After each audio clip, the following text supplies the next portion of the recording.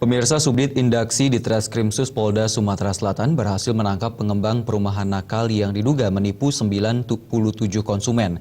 Dari aksi penipuan ini, pelaku berhasil menipu korbannya senilai ratusan juta rupiah. Selama 6 bulan menjadi daftar pencarian orang oleh Subdit Indaksi di Treskrimsus Polda Sumsel, Indah Amir, pengembang perumahan nakal yang diduga menipu sebanyak 97 konsumen, hingga ratusan juta rupiah berhasil ditangkap. Menurut keterangan tersangka, tidak ada niat untuk menipu para konsumen, karena dirinya sudah membayar lahan tempat yang dibangun perumahan senilai 1,3 miliar rupiah itu. Setelah berjalannya pembangunan, dirinya dihubungi oleh Bowo, Dodi, serta Roy, dan diajak bertemu di sebuah hotel untuk membahas pengalihan pembangunan.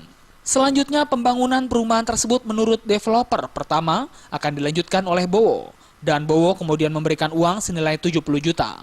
Tetapi ia tak menyangka bahwa Bowo juga menipu dirinya dengan tidak menyelesaikan proses pembangunan perumahan tersebut. So, aku untuk developer. Roy sama Dodi itu siapa?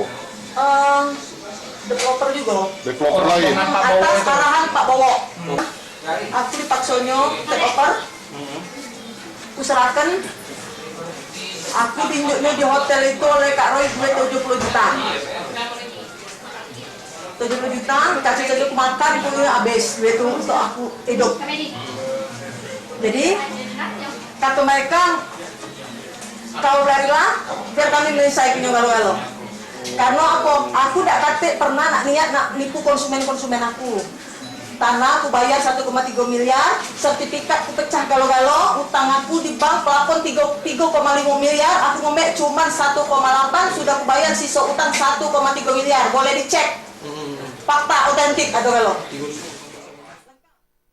Honda Civic plat 1975 AI, Indah Amir, IA, Indah Amir, IA. Nah, kebetulan saya mau ini tadi lapor Pak Kasubdit, koordinasi sama ini, kebetulan saya kelurahan tadi ya kelurahan ya ini saya ini koordinasi dengan unit karena saya di backup oleh unit lain ya, karena tidak mau menangkap dan takut berisiko. Akibat perbuatannya, tersangka terancam pasal 62 ayat 1, junto pasal 8 ayat 1 huruf F, dan pasal 9 ayat 1 huruf K, Undang-Undang RI nomor 8 tahun 1999 tentang perlindungan konsumen.